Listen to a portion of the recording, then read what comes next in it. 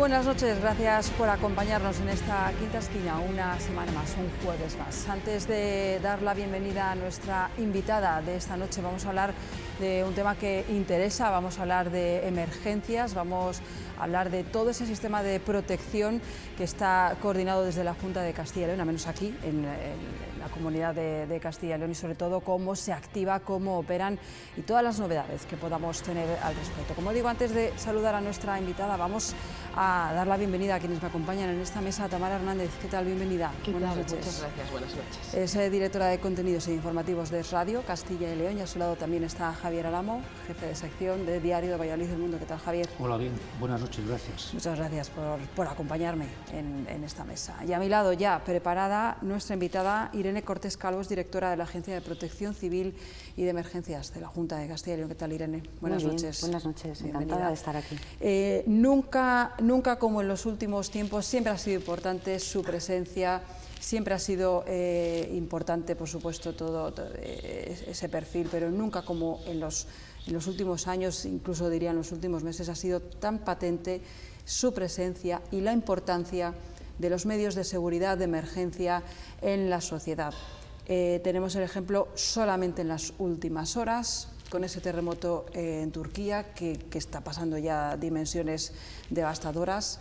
Y nos ha sorprendido, fíjese, Irene, cómo no ha habido esa salida inminente, ¿no? Era como que otras veces hemos visto como que de forma inminente salían esos grupos de rescate, algunos bomberos han salido ya de forma voluntaria, otros han comentado, ¿no? Que no ha sido inmediato, que están a la espera de poder salir. ¿Cómo ha sido ese proceso y qué mecanismo se activa cuando ocurren este tipo de emergencias? Pues lo que ha ocurrido es que en estos últimos años la protección civil se ha ordenado, se ha arreglado y funcionamos con unos mecanismos establecidos a nivel mundial, pero en este caso es el mecanismo europeo de protección civil. Y es este mecanismo el que, según la evaluación de los hechos, solicita a los Estados miembros de la Unión Europea aquellas capacidades para aquellas catástrofes que se han producido, ¿no? En este caso concreto de Turquía y Siria, no olvidemos que son las dos partes de un mismo problema, lo que se pidió primero y en un primer momento fueron unidades, capacidades que fuesen completamente autónomas por un periodo de 10 días. ¿Esto qué quiere decir? Son unidades expertas en rescates y de personas en edificios colapsados, como es el caso fruto de un terremoto, y que son capaces de no necesitar absolutamente nada durante esos 10 días de trabajo intenso 24 horas al día. En el conjunto de España, unidades capacitadas a este nivel tenemos dos: la Unidad Militar de Emergencias y el ERICAM, que es el equipo de rescate de la Comunidad de Madrid. Estas unidades llevan consigo, por supuesto, todo el material necesario para excarcelar a estas personas que están dentro de estos edificios, conocimientos suficientes para rescatarlos con vida, para mantenerlos en un primer momento con una asistencia sanitaria, llevan su equipo de médicos, llevan su equipo para mantenerse, para subsistir en una situación en la que ni tan siquiera hay agua corriente, y luego todas las herramientas necesarias para poder trabajar en esas circunstancias tan terribles y tan precarias en ese momento. Es por eso que hasta ahora no nos han solicitado más ayuda. Hasta esta mañana, que después de una reunión de coordinación de la Agencia de Cooperación Internacional, nos han solicitado ayuda humanitaria. Ayuda humanitaria que es básicamente mantas, generadores, calefactores, que en ese conjunto tanto la Dirección de Acción Exterior de la Junta como la Agencia de Protección Civil vamos a hacer un esfuerzo de cooperación internacional. Por parte de la Agencia de Protección Civil vamos a enviar una serie de camas, sillas, mantas, generadores, material humanitario, que es lo que nos han pedido, por un importe superior a los 300.000 euros, ¿no? Y eso, bueno, pues el próximo lunes pues saldrá hacia Madrid, y desde Madrid se centraliza esa ayuda y se envía a través también del mecanismo europeo hasta Turquía.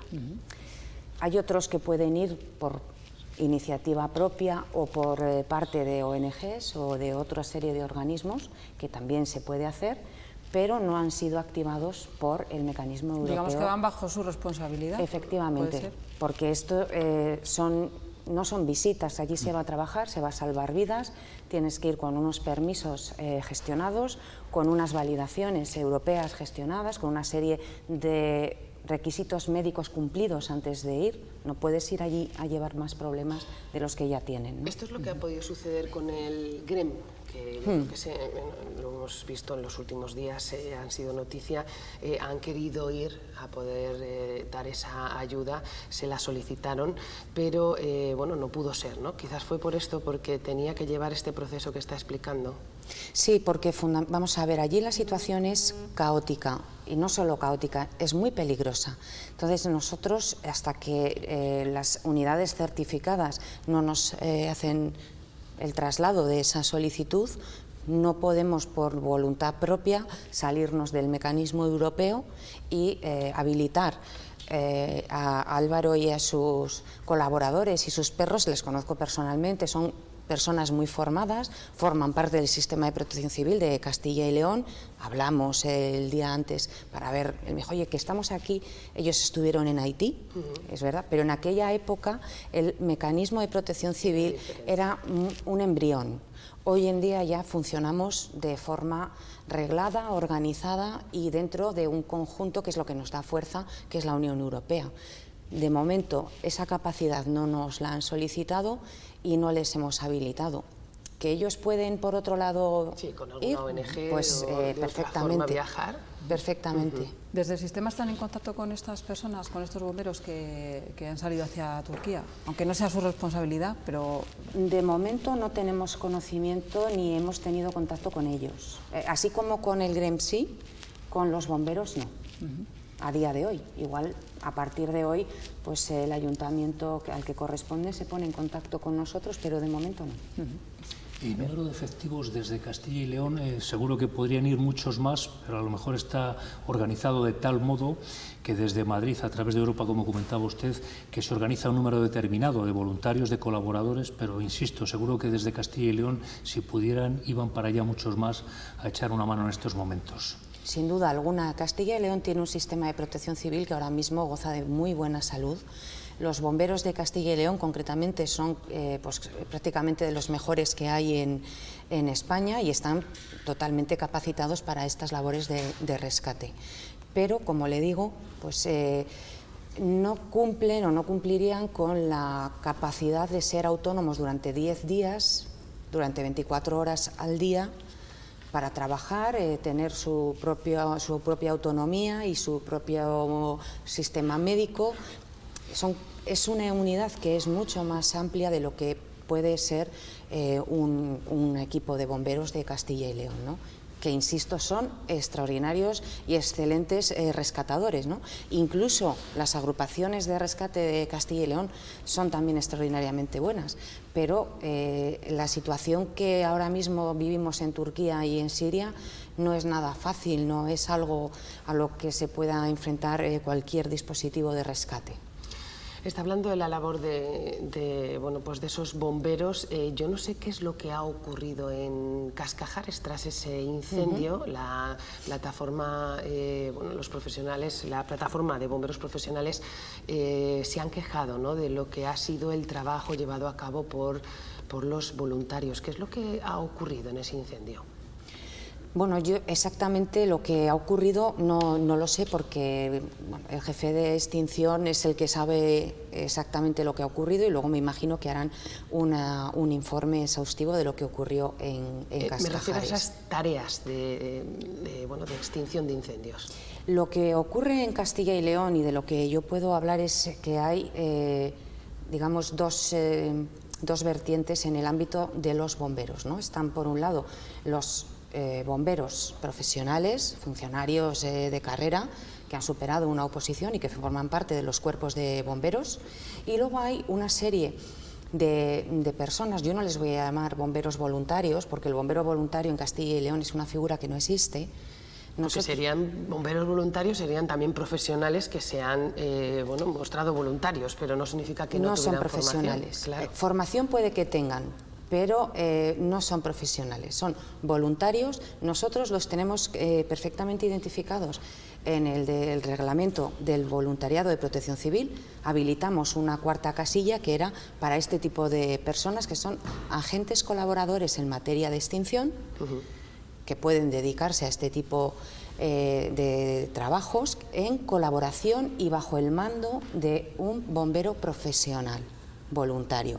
En ese sentido, puedo estar de acuerdo con la reclamación que hacía la plataforma de bomberos profesionales, aunque también es cierto que esta parte de los agentes colaboradores en materia de extinción son en el medio rural y en Castilla y León, una comunidad extensa y muy dispersa su población, muy necesarios. Necesariamente van a tener que convivir, y de alguna manera los bomberos profesionales así también lo entienden, pero no pueden ser solo bomberos voluntarios, digo entre comillas, agentes colaboradores en materia de extinción, cuando los incendios tienen una determinada entidad. Porque son los primeros en llegar, ¿no? Sí, son los primeros en llegar y tendrían que estar... de los voluntarios, de los voluntarios, llamados así. Porque están en el territorio, pero siempre tienen que estar a las órdenes de un bombero profesional. Es por eso que nosotros tratamos de conseguir fondos para que tanto las diputaciones como las entidades locales profesionalicen sus parques, ¿no? Y en ese sentido, gracias a los fondos REACT-EU, hemos conseguido 35 millones que van a ser repartidos pues, según criterios de, ya sea para construcción de parques, adecuación de los mismos o para compra de material en las distintas provincias de nuestra comunidad. Todas las provincias van a tener fondos para profesionalizar sus parques. Es que si son los primeros en llegar, fíjate la importancia, ¿no?, que tienen que tener y sobre todo los conocimientos que tienen que tener adquiridos a la hora de encontrarse en un incendio como, bueno, pues como el que ha sufrido esta fábrica de Cascajares. Sí, tienen que tener conocimientos, pero no tienen la capacidad para extinguir un incendio que excede a su capacidad y a su formación. En ese caso, siempre tienen que esperar al bombero profesional, ¿no? Quienes son también voluntarios son bueno, pues todos los voluntarios de Protección Civil. Es muy curioso cómo, a mí personalmente me ha llamado siempre la atención, cómo una rama tan importante del sistema de emergencias y de seguridad de todos los ámbitos. Yo creo que les hemos visto en los cribados, ayudando cuando todas las colas de la vacunación, batidas en búsquedas, hablaremos también de alguna incluso pendiente en la comunidad, y son voluntarios. Yo creo, no sé si nos puede decir una cifra exacta de cuántas personas están en Protección Civil ahora mismo. ¿Cuál sería ese número? Pues estamos muy cerca de los 2.800. En toda Castilla y León. En toda Castilla y León. ¿Y cuál es la formación que se les da y qué les lleva a hacerse voluntarios de Protección Civil? Porque además es que hay que decir que es que trabajan voluntariamente, no cobran nada.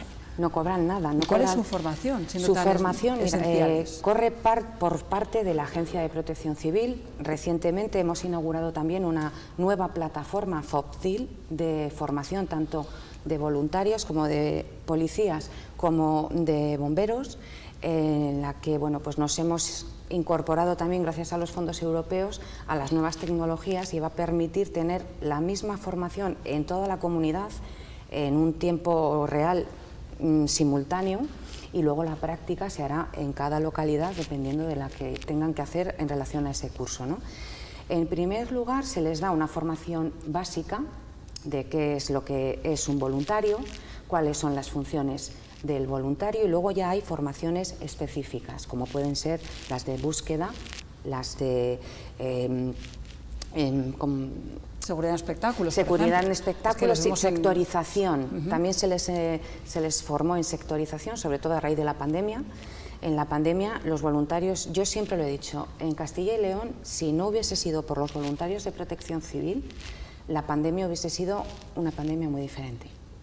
Porque los voluntarios estuvieron, como bien decías, en los cribados, en las vacunaciones, llevaron libros a los chavales que se quedaron en los colegios, llevaron medicación a las localidades del entorno rural que estaban más alejadas y que no podían salir. Llevaban a la compra, a los mayores. Efectivamente.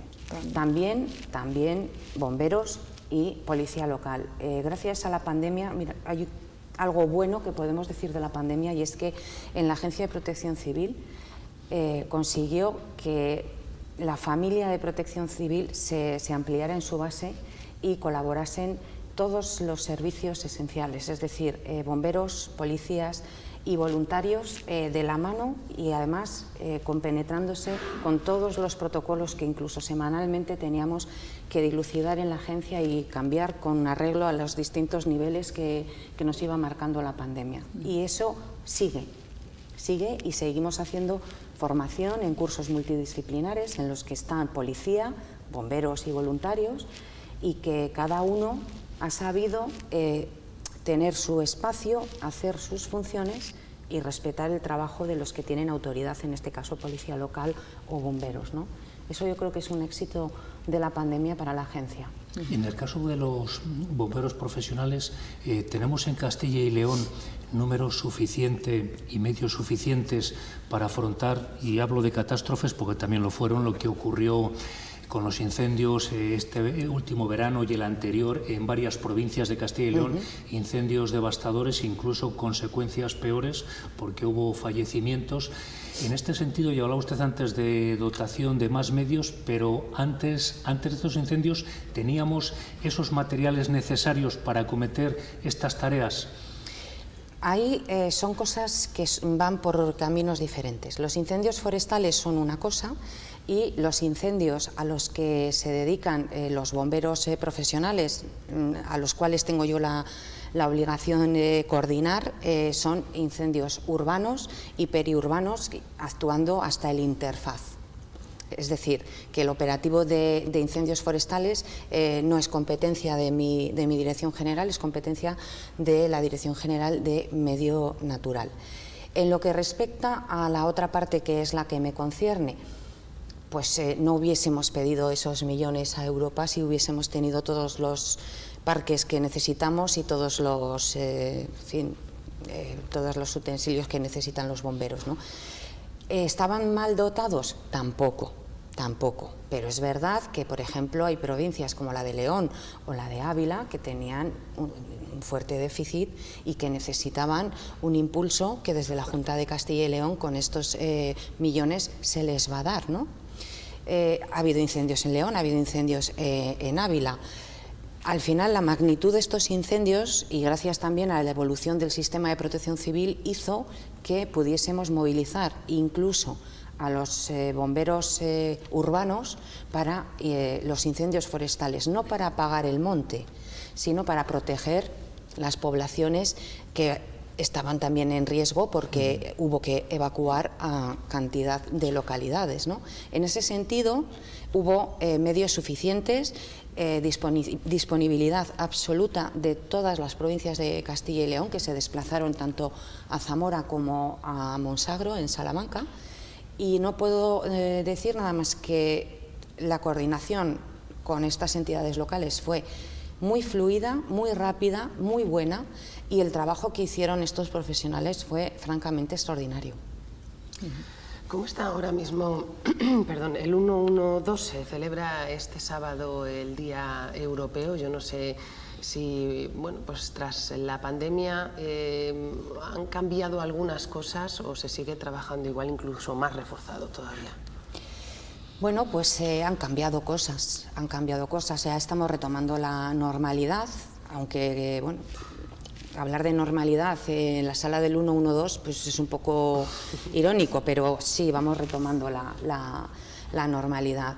La mascarilla vino para quedarse en la sala, es algo que ya hemos incorporado a nuestra forma de trabajar, por ejemplo, porque, claro, hasta ese momento sabíamos que los profesionales de la sala del 112 lo eran, y además con una calificación por parte de los usuarios de en torno del 99% de satisfacción, pero cuando nos dimos cuenta de que por un virus podían todos los operadores que estaban en la sala tener que ir fuera, claro, pues, en fin, nos dimos cuenta de que la mascarilla vino y se tiene que quedar. Ese es uno de los cambios, ¿no? Se han incorporado una serie de protocolos que venían dependiendo de la situación pandémica, que ya se han quedado como protocolos tipo dentro de la sala del 112. Yo espero que no se vuelva a producir nunca una pandemia de estas características, pero bueno, ahí están, sabremos actuar en consecuencia, ¿no? Sí, algo que antes, bueno, pues costó más porque debido a que no sabíamos a qué nos estábamos enfrentando ni cómo actuar contra ello, claro. Aquellas noches fueron complicadas. Tremendas. Bueno, el 112 que realmente hace poco ha cumplido 20 años, que eso no es nada. O sea, realmente es muy, yo a veces lo pienso y digo, ¿qué hacíamos hace 20 años cuando pasaba algo? En plena adolescencia. Sí. Lo llamábamos. Es un novato, es un novato. Bueno, sí. 20 años en los que ya es muy recurrente, ¿no? En cuanto vemos cualquier cosa, ya no sabemos qué hacer, es como, bueno, pues llama al 112, que es como nos dicen además, que hay que aprenderlo para que lo aprendan los niños, así. Uno, no es el 112, es sí, porque aún oímos a mucha gente decir 112, es 112. Es 112. 112 para que los chavales lo entiendan. Y sin embargo, todavía a veces es un poco desconocido. Estos días, el fin de semana pasado, estuvimos precisamente en esa sala asistiendo a una de esas jornadas de puertas abiertas. Este fin de semana todavía se va a celebrar otra, este sábado, que es ese Día Mundial de las Emergencias del 112, sí. Y todavía son un poco desconocidos, ¿no? Es verdad que llamamos siempre llamamos al 112 cuando estamos muy nerviosos en situaciones muy críticas. A veces es muy complicado entender, aunque lo sepamos, que hay que actuar de cierta manera. Pero ¿cómo se llega a la ciudadanía para que entiendan cómo funcionan esos mecanismos? Porque esa coordinación luego es muy importante para poder actuar lo más rápido posible. Pues mira, esa es otra de las ventajas de la pandemia. A mí me gusta siempre ir en positivo y esta es otra de las cosas que la pandemia ha traído para quedarse, ¿no?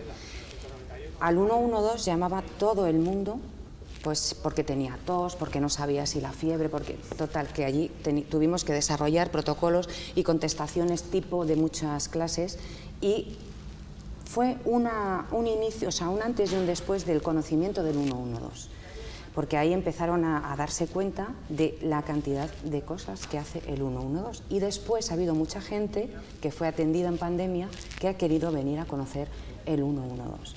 ¿Cómo nos hacemos nosotros conocer? Bueno, pues claro, la pandemia paralizó toda nuestra expansión de comunicación. Teníamos prevista una campaña de publicidad muy potente, pero bueno, hubo que dedicarse a otras cosas, ¿no? Y ahora hemos implementado el trabajo en presencia en redes. En Twitter, por ejemplo, tenemos 3.700 seguidores más en un año, que eso, bueno, pues no está mal para ser un canal que es institucional, ¿no? Esa es una. Hemos impulsado e intensificado las comunicaciones en redes sociales, hemos intensificado las visitas en sala, todos los martes y todos los jueves vienen 3 grupos que nos visitan y les explicamos qué es lo que hacemos en la sala, qué es lo que hacemos en el centro coordinador, son 2 partes distintas. Es importantísimo también que entiendan que el 112 no son ambulancias, el 112 son muchas más cosas. Y también hacemos visitas a colegios para hacer charlas de lo que es el 112 con vídeos y bueno, ahora la campaña de puertas abiertas nos está permitiendo pues retomar otra vez el pulso con la ciudadanía. ¿Cómo valora usted las críticas que ha recibido precisamente el 112 como sistema de coordinación del operativo? Críticas vertidas por la mujer de un montañero que desapareció en la Sierra de Béjar, en la provincia de Salamanca, el 29 de diciembre. Incluso en nuestro periódico Diario de Castilla y León hemos llegado a publicar declaraciones suyas muy duras, diciendo literalmente, desde el minuto 1 le han dado por muerto a mi marido. Lo sé. A ver, mi querida Merche la conozco, ya es como si formara parte de nuestro equipo. Esos fueron los momentos iniciales. Hay que entender en ese caso que ella ha perdido a su marido y que no lo encuentra y que no se sabe si está vivo o muerto, porque hasta que no aparezca no se sabe si está vivo o muerto. Pero entiendo que diga pues lo que le aparezca, porque la situación es muy complicada. Ahora bien, dicho esto, la realidad es bien diferente, ¿vale? Desde el primer momento lo que se hizo fue articular desde el Centro Coordinador de Emergencias un dispositivo de búsqueda, como lo hacemos siempre. Nosotros tenemos un convenio, un protocolo de colaboración con la Guardia Civil. Entonces medimos nuestras capacidades, ellos miden las suyas y en función de lo que cada uno tiene en ese momento, pues eso se lleva al lugar. En un primer momento las condiciones meteorológicas fueron lamentables, que yo creo que también afectaron a su marido y que fruto de esos vientos fuertes y de esa situación meteorológica pues sufrieron un accidente o lo que fuera, que no lo sabemos todavía, ¿no? Entonces, en función de eso, nos coordinamos con la Guardia Civil envía sus efectivos y nosotros enviamos los nuestros para no duplicar tampoco, ¿no? En la medida que nos permitió el tiempo buscar, buscamos, ¿vale? Cuando el tiempo nos para, pues es que nos tenemos que parar. Eso, claro, es difícil entender si eres la mujer de la víctima. Es muy difícil, yo lo entiendo, pero no puedes poner en riesgo vital el dispositivo de búsqueda de tu marido, porque entonces nos quedamos sin dispositivo. Se suspendió. Y se suspendió, creo recordar que un viernes, pero el siguiente lunes, que además la meteo lo permitió, el tiempo era despejado, se hizo lo indecible. O sea, trajimos medios de todo el norte de España, todos nuestros voluntarios que estaban por la zona, incluso de otras comunidades autónomas, y se batió aquella zona. Lo que pasa es que, claro, la Sierra de Berja, la parte sur, es una zona orográficamente muy compleja y muy extensa. Entonces, hicimos lo que pudimos, bueno, lo que pudimos y lo que no se podía, porque incluso hasta los helicópteros estuvieron volando en tiempo que ya no se podía volar, para aprovechar, porque es que entraba la borrasca de nieve y en cuanto entra la nieve lo tapa todo. Es decir, es absurdo buscar. No hemos dado nunca por perdido ni por muerto a José Antonio. ¿Y esa búsqueda continúa o cómo está? Pues es que ahora mismo la Sierra de Béjar sigue estando cubierta por una capa de 60 centímetros de nieve, con lo cual ha ocurrido en otras ocasiones y se ha tenido que esperar hasta que se ha derretido la nieve. Y le quería comentar, en el caso de este montañero, hablan de un hombre experimentado en la alta montaña, pero también puede haber casos que no llegan a ser de esta similitud. Hablo de aventureros, montañeros, que salen el fin de semana a hacer alguna ruta y del mismo modo que la EMED avisa de nevadas, temperaturas bajo cero, que uno lleve cadenas en el coche, que cambien neumáticos de invierno. Pero en el caso que me hablaba usted de estas dificultades para el helicóptero y para equipos de búsqueda de rescate, ¿a veces a ustedes les queda la sensación de que hay por ahí mucho irresponsable que está poniendo en riesgo la vida de los propios equipos que coordina el 112 y que incluye a todo, Protección Civil, Guardia Civil? Pues hombre, también es una de las formas de darnos a conocer, es a través de los consejos de autoprotección. Vamos a presentar ahora el 28 de febrero el plan de autoprotección de la Junta de Castilla y León en Valladolid y es precisamente centrar el foco en cada uno. Es decir, ¿qué puedo hacer yo para autoprotegerme, para minorar la emergencia? ¿Tenemos esa sensación? Sí. No solo de personas inexpertas, a veces las expertas pierden el miedo a la montaña y son un peligro también, Entonces, dos cosas fundamentales. El miedo a la montaña no hay que perderlo nunca, porque la montaña es como el mar, traicionera. Y no sabes lo que te puede ocurrir detrás de un bolo de piedra, que tú por lo que sea vas y vas a saltarlo, igual después tienes un barranco, ¿no? Entonces, como, bueno, eres experto, te estoy convencido de que luego hay una explanada, no. Y por supuesto, pues las personas insensatas que van a la montaña pues con alpargatas o sin ropa suficiente o sin agua suficiente. Eso ocurre lamentablemente más habitualmente de lo que nos gustaría. ¿Se emiten las sanciones correspondientes? En Castilla y León no se ha interpuesto nunca ninguna multa ni ninguna tasa por infracción de ningún tipo de... Les rescatamos y les devolvemos a su casa. ¿Se lo han planteado alguna vez? Pues sí que nos lo hemos planteado, pero es que es complicado luego demostrar que la vestimenta no era adecuada o que... Bueno, pero quizás en esos casos, como comentaba mi compañero, en el que se está informando, ¿no?, que las condiciones meteorológicas no son las adecuadas, pues a lo mejor para subir a la montaña en ese momento, para circular en ese momento con otras condiciones que no sean con cadenas en el coche? Yo me lo he planteado, pero también hay que pensar en... Es difícil de comprobar. Es que es muy complicado y también embarcarte en un proceso jurídico que te va a llevar la vida y no sé cuántos miles de euros, cuando en emergencias las inversiones para cosas importantes... Que no significa que fuera una solución, que no todo lo que conlleva Nos lo hemos el dinero vaya planteado, a ser una sí, solución, pero de momento no hemos tomado esa De forma decisión. efectiva. Tampoco en ningún otro sitio lo han hecho.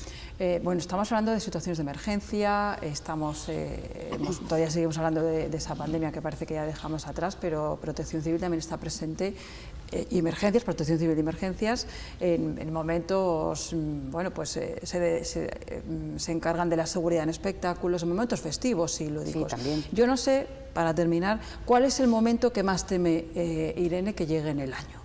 El invierno, las posibles nevadas, borrascas, las fiestas, los toros... Con los cambios de tiempo ahora cualquier... Depende. ¿Cuál es el momento en el que más tiembla? Pues es que, mira, es un continuo. Vamos a empezar en diciembre, por empezar en algún punto, ¿no? Ahí se suelen producir las nevadas.